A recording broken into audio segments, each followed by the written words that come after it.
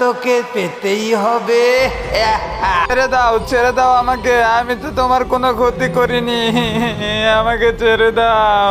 আব্বু আম্মু তোমরা কই, আমাকে বাঁচাও। আমি তোমার কাছে হাত জোর করতেছি, আমাকে ছেড়ে দাও। তুই আমার প্রথম শিকারী।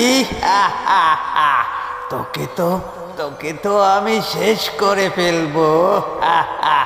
না, তুমি আমার সাথে এরকমটা করতে পারো না। কোনো লাভ নেই। তুই আমার প্রথম শিকারী, আজকের পর থেকে আমি কাউকেই ছাড়বো না।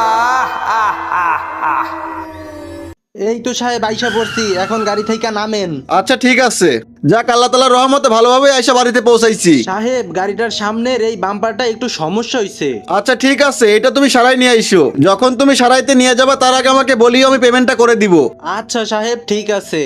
2 দিন পর বাড়িতে আসলাম, তাই যেন কেমন লাগতেছে। ছেলেটাকে তো বাড়িতে একা রেখে গেছিলাম, জানি না এই 2 দিন কি করছে আর কি খাইছে। আচ্ছা চলো ঘরের ভিতরে যাই। সোহাগ, সোহাগ কই তুই? আরে সোহাগকে তো এই রুমে দেখতাছি না। এই রুমেই তো থাকার কথা ছিল, নাকি ওর বন্ধু বান্ধবের সাথে খেলা করতে গেছে? কি জানি কই গেছে। আচ্ছা তুমি এইখানে থাকো, দেখি তো ওই রুমে টিভি দেখতেছে কিনা।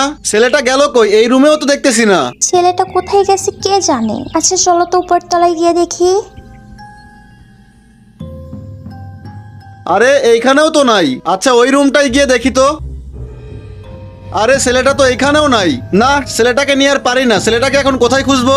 এই জন্যই ওরা একা বাড়িতে রাইখা যাইতে চাইছিলাম না। আরে এত চিন্তা করার কি আছে, হয়তো বা বাইরে কোনো জায়গায় খেলাধুলা করতেছে, সন্ধ্যার আগে ঠিকই ফিরে আসবে। আচ্ছা দাঁড়াও আমি একটু ফ্রেশ হয়ে আসি। সোহাগের বাবা এইখানে আসো, দেখো আমাদের সোহাগকে কে যেন মেরে ফেলে রাখছে। সোহাগ, এই সোহাগ ওঠ, দেখ আমরা আইছি। কথা বল বাবা, কথা বল, ওঠ। এইটা কি হয়ে গেল? তোকে বারবার বললাম আমাদের সাথে যেতে, কি হয়ে গেল এটা তোর সাথে? আমার সব শেষ হয়ে গেল। সোহাগ তুই আমাদের ছেড়ে কই চলে গেলি বাবা? কে তোর সাথে এরকম করলো? এটা আমার সাথে কি হয়ে গেল সোহাগের মা? তাহলে এই ঘটনা। হ্যাঁ বাবারা, তাহলে তো আমাদেরকে কিছু একটা করতেই হবে। তোমরা কিছু করো। হ্যাঁ আঙ্কেল, আমরা অবশ্যই কিছু একটা করব। আচ্ছা আঙ্কেল আপনি তাহলে থাকেন, আমরা তাহলে যাই। আঙ্কেল আপনাকে অনেক ধন্যবাদ। আচ্ছা ঠিক আছে, যাও তাহলে। ক্লক টাওয়ারের এই বাড়িটা রাতের বেলা দেখতে অনেক ভয় লাগে। কেন, তোরা কি ভয় পাইতেছিস নাকি? আরে পাগল, ভয় পাইলে কি এখানে আসতাম আমরা? আইসা পড়ছি, এবার গাড়িতে নাম। আচ্ছা রাজা, ক্যামেরা রেকর্ডিং সবকিছু ঠিকঠাক মতো অন করা আছে তো? সবকিছু রেডি আছে, যাই করিস না কেন একটু সাবধানে, ঠিক আছে? আরে শোন, এখানে কথা বেশি না বইলা চল ঘরের ভিতর যাই দেখি। হ্যাঁ তাই করতে হবে, এখানে এসেও তো কোনো কিছু বুঝতেছি না। আচ্ছা চল তো দেখি ঘরের ভিতর যাই। চারদিকটা ভালোভাবে খেয়াল রাখিস। আমার কাছে মনে হইতেছে এইটাই সেই রুম যেখানে ওই ছেলেটাকে মেরে ফেলা হয়েছিল। আমারও তো মনে হয় এটাই সেই রুম, বাট এখানে তো কাউকে দেখতেছি না আমরা। ওইখানে একটা ঘড়ি দেখা যাইতেছে, একটু আগে তো এইখানে কোনো ঘড়ি ছিল না। আরে ওইখানে একটা ঘড়ি ছিল, মাত্রই দেখলাম, হঠাৎ করে গায়েব হয়ে গেল। মনে হয় তুই ভুল কিছু দেখছস। কই আমরা তো দেখলাম না। আরে আমি মাত্রই দেখলাম ওইখানে ছিল একটা ঘড়ি, আর মানে কি আমি ভুল কিছু দেখলাম নাকি, বুঝতেছি না কিছু। আচ্ছা যাই হোক, চল ওই রুমগুলাতে যাই দেখি। এই রুমে আসার পরেও কোনো কিছুই পাওয়া যাইতেছে না। কি ব্যাপার, বাইরে শব্দ হইলো কি? বাহিরেও তো কোনো কিছু দেখতেছি না, তাহলে এরকম বিকট শব্দ হইলো কিসের? আরে দূর বোকা, আমরা তো কিছু শব্দ পাইলাম না, তুই কি এর শব্দ পাস? আচ্ছা চল নিচে যাই। হ্যাঁ হ্যাঁ চল নিচে যাই। আমি এখনো বুঝতেছি না যে এই লোকগুলাকে আমাদের সাথে মিথ্যা কথা বললো। এইখানে তো কোনো আত্মা অথবা কোনো কিছুই আমরা দেখতে পেলাম না। হ্যাঁ সেটা অবশ্য ঠিক, যদি কোনো ভয়ানক আত্মা থেকে থাকতো তাহলে আমাদের সামনে কেন আসতেছে না? আমার কাছে কেমন যেন মনে হইতেছে এই সমস্ত কাজগুলা মানুষই করতেছে, অযথাই দৈত্য দানবের কথা বলে এইসব চাপা দিতেছে। আমার তো মনে হচ্ছে না এইসব বাস্তব। লোকগুলাকে আমাদের সাথে মিথ্যাই বললো নাকি? আমার তো আগে থাকতেই সন্দেহ হয়েছিল, আসলে আত্মা বলতে কিছুই নেই। হ্যাঁ সেইটাই, চল এখান থেকে চলে যাবো এখন। আরে ওইটা পিছনে কে? কে তুমি? আর কি চাও এইখানে? তোরা যাকে খুঁজতেছিস আমি সে, আর আমি তোদের 3 জনের জীবন চাই। মানুষের জীবন নিয়ে খেলা করতে আমার অনেক ভালো লাগে। তার মানে তুমি তাইলে এতদিন এই মানুষগুলোকে মেরে ফেলছো? হ্যাঁ আমি মেরে ফেলছি।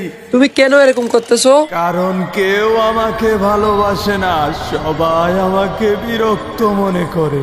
কই, আমরা তো তোমাকে বিরক্ত মনে করলাম না, তুমি তো অনেক ভালো। আচ্ছা, তুমি কেন এরকম করতেছো আমাদেরকে একটু বলো তো। তুমি জানো আমার মা বাবা কেউ বেঁচে নেই, আর আমি যে গ্রহে থাকতাম সবাই আমাকে বিরক্ত মনে করত, কারণ আমি অনেক দুষ্ট ছিলাম। আচ্ছা, তা না হয় বুঝলাম, কিন্তু তোমার ঘড়ির সাথে কি সম্পর্ক?